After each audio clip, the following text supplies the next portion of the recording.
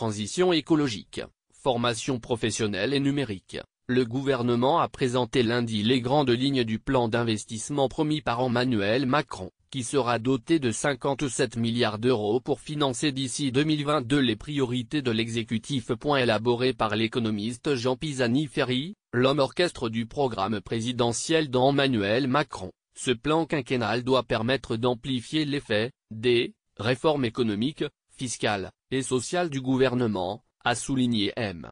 Philippe lors d'une présentation à la presse de ce rapport. Il s'agit de donner de la puissance et de la visibilité à nos grandes priorités d'investissement, a-t-il déclaré. La plupart des mesures qui seront couvertes par ce plan de 57 milliards d'euros ne sont pas nouvelles et ont été annoncées par le gouvernement ces dernières semaines. Première priorité du gouvernement, la transition écologique, à laquelle 20 milliards d'euros seront dévolus. C'est la continuité du plan climat qui a été présenté par le ministre d'État, Nicolas Hulot, NDLR, au début du mois de juillet dernier, a observé le Premier ministre. Dans le détail, 7 milliards serviront à développer les énergies renouvelables et 9 milliards d'euros devront permettre d'amplifier l'effort de rénovation thermique des bâtiments, notamment en divisant par 2 le nombre de passoires thermiques. Autre priorité, 15 milliards d'euros seront destinés à édifier une société de compétences, en formant et accompagnant vers l'emploi 1 million de chômeurs faiblement qualifiés et 1 million de jeunes décrocheurs, a affirmé M. Philippe. Tout démarre dès 2018 selon M. Pisani-Ferry, ce volet formation doit faire baisser le chômage structurel d'1 point sur le quinquennat, un objectif ambitieux.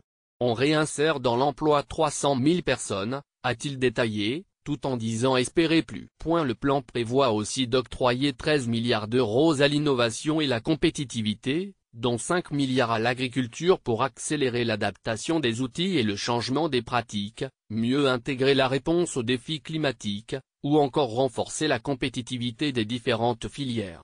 Par ailleurs, 9 milliards d'euros iront à la transformation numérique de l'action publique, notamment pour économiser dans le fonctionnement de la machine de l'État.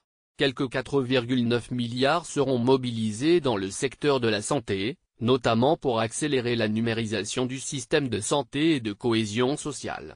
Grande inconnue jusque-là, le financement de ce plan a été précisé par le chef du gouvernement, il le sera grâce à la mobilisation des budgets des ministères qui vont accorder plus de priorité à ces dépenses d'investissement, grâce au financement du 3e programme pour les investissements d'avenir, PIA 3, et grâce à la mobilisation exceptionnelle de la Caisse des dépôts et consignations, CDC, et de la Banque européenne d'investissement, BEI. Plus précisément, 12 milliards d'euros seront constitués de crédits déjà existants, qui seront activés ou réorientés, tandis que 45 milliards d'euros représenteront de nouveaux financements. Sur ces 45 milliards d'euros, 24 milliards pèseront sur le budget de l'État, tandis que 11 milliards seront puisés de la CDC et de la BEI, ce qui n'aura pas d'effet sur le déficit public. Dans un communiqué, le président de la Banque européenne Werner Hoyer a confirmé sa volonté de continuer à soutenir la politique d'investissement orientée vers les priorités d'avenir pour la France. Enfin, ce plan inclut le PIA 3, dont les priorités étaient définies mais qui n'avaient pas été dotées en crédit, pour un total de 10 milliards d'euros, selon le rapport. Les premières actions seront financées dès le budget 2018, a indiqué M. Philippe. Selon l'entourage du Premier ministre, 7 à 8 milliards d'investissements sont prévus pour l'an prochain, dont environ 5 milliards en crédits budgétaires inscrits en loi de finances. La répartition par ministère n'a pas été précisée. M. Philippe a souligné que la mise en œuvre de ce plan serait suivie dans la durée avec pragmatisme, avec la possibilité de réorienter les dispositifs qui ne marcheraient pas ou qui ne donneraient pas tous les résultats espérés vers les investissements et vers les programmes qui fonctionnent mieux. 25 septembre 2017 17 2.45 2.48, Paris, AFP, - droit d'auteur 2017 AFP.